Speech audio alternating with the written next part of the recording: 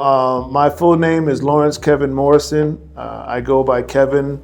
Simple story, my parents never called me Lawrence, so I grew up until grammar school being called Kevin. So the name stuck and I've been using it ever since. But your question earlier was, when did I meet Tim?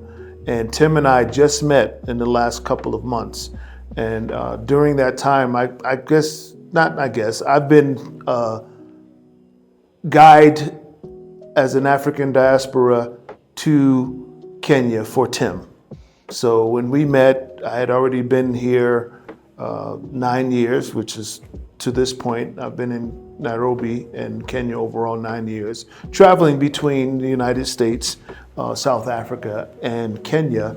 And so Tim and I hit it off, and I served as a guide to what's going on in Nairobi, what Nairobi brings to us as African diaspora that we don't get in other parts of the world. And it resonated with Tim because Tim, as you know, has lived in other parts of the world, including Colombia and the Dominican Republic, of course, after being born and raised in the United States.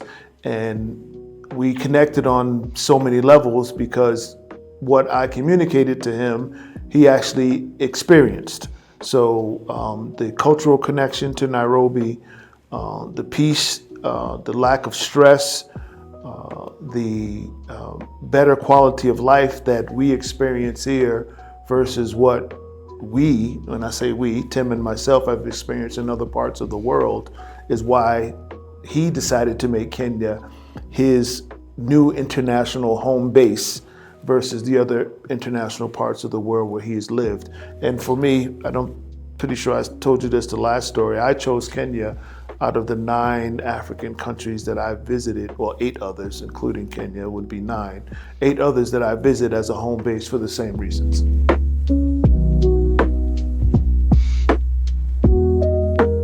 Well, Tim explained to me that he had done this type of activity or organization before, I want to say in the Dominican Republic. And I've always been an advocate of networking and building business opportunities and building my knowledge base and building my support base through networking, which I've done all my life. So it was pretty much a natural connection. At this point, as you mature in life, I'm 55 now, you realize that from your youth until a certain point, your network changes because, first of all, your network changes based on the type of people you interact with, the goals and ambitions of the type of people that you act with, and realizing if you don't surround yourself with people that have bigger, better, or similar goals and aspirations as you, that you're probably not going to achieve those specific goals and aspirations. So I recognized Tim's ability to achieve at a high level, which he's already done, which is something I want to continue to do.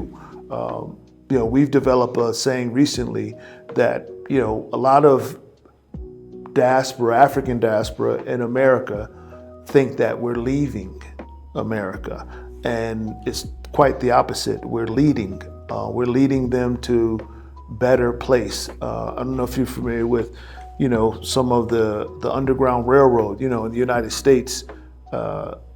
During enslavement, there were people like us who said, listen, you got to leave this system if you want to be free, which was an easy discussion. You were enslaved.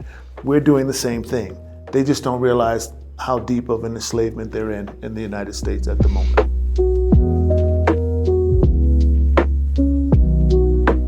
Well, at minimum, we want to have more African diaspora in the United States discover the benefits that Kenya has to offer them. One of the first things I was told on my initial visit to the continent, specifically South Africa, is that don't come to this part of the world being an arrogant, westernized person. Don't come in here thinking you know everything. Don't come in here thinking where you come from is better than where we are. And I took that to heart and utilized that same concept. Kenya has way more to offer me that I have to offer it. And those are the type of people that we want to bring from the United States to Kenya. and then vice versa. But I think, in my opinion, just personally, that the African diaspora immigrant in the United States, different between immigrant that recently traveled from Kenya to the United States to live versus my ancestors who weren't immigrants. They were forced to leave and work for free. But the recent diaspora immigrant in the United States already contributes in a huge way, in so many ways, whether it be academically, medically, in the business field. So I think they've proven themselves. Now, other African diaspora Americans may feel otherwise, but they've already proven themselves that they're big contributors.